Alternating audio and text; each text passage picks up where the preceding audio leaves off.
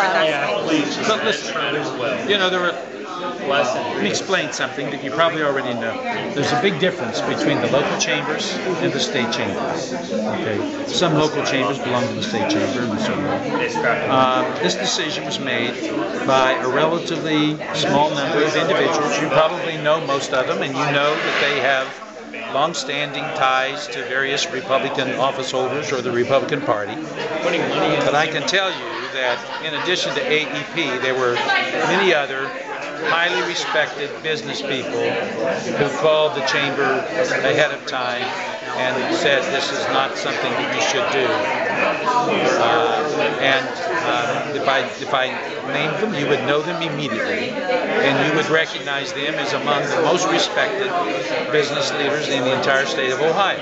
So this was done by a relatively small group of people. I think the state chamber has basically diminished their ability to be a legitimate advocate for their members. I think they've identified themselves basically as a tool of the Republican Party. I worked with these people over months.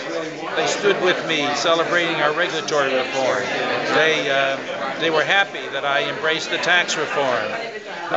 They boasted about me when I insisted that the sick leave be taken off the ballot.